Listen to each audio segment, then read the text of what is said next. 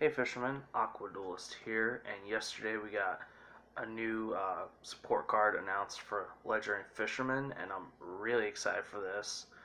We finally got a effect monster version of Karushin, which it's about time. I mean, we literally didn't get the non-effect version until like what, 2 years ago I think it was. So yeah, this card's awesome. So guys, if you aren't subscribed, go ahead and harpoon that subscribe button. It really helps out the channel. And let's talk about this new card. So the card itself is called Karushin Leviathan. It's a level 5 water sea serpent with 2000 attack and 1700 defense. And its effect reads, while Umi is face up on the field, each player can only control one face up monster, except water monsters. If a player controls 2 or more face up monsters except water monsters, that player sends those monsters to the graveyard until they only control one, or control only one. During your main phase, you can add Umi, or one Karushin spell trap, or one Sea Stealth spell or trap from your deck to hand. You can only use this effect of Karushin Leviathan once per turn. Alright Fishermen, so this card's got 2 really good effects here. The first one being that while Umi's on the field, obviously this card is, it's basically a Floodgate that's a mix of Goza Match and Umi. If you guys don't really understand the effect, basically what it is you and your opponent can only have water monsters and one monster that is in water, essentially. So, and one of the things that's nice is the fact that, it says that player sends those monsters. If they have, like, let's say they have your opponent has 3 non-water monsters.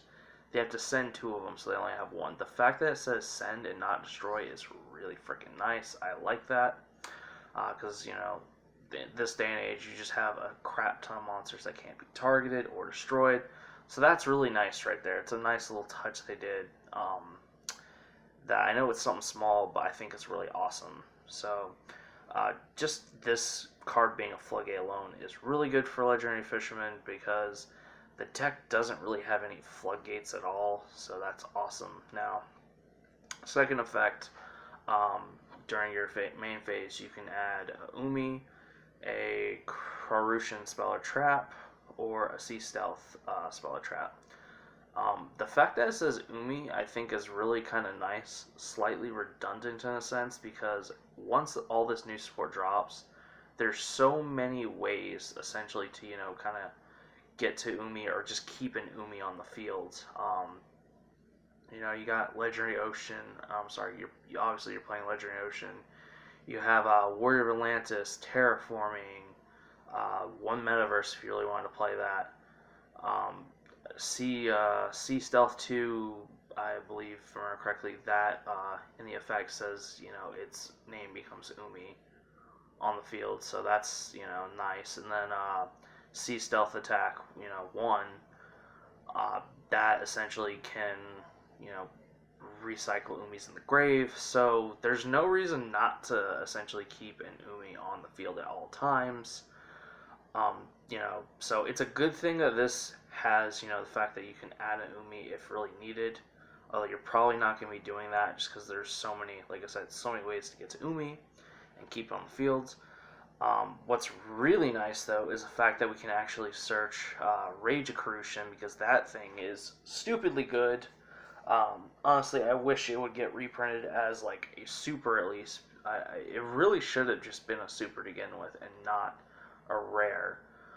Although, I'm not gonna lie, the fact that they don't print rares anymore, and that being, rare, is kind of cool. But, that card just busted, being a quick play that, outs monsters and makes the zones unusable really freaking good. Like, that's bonkers. Excuse me.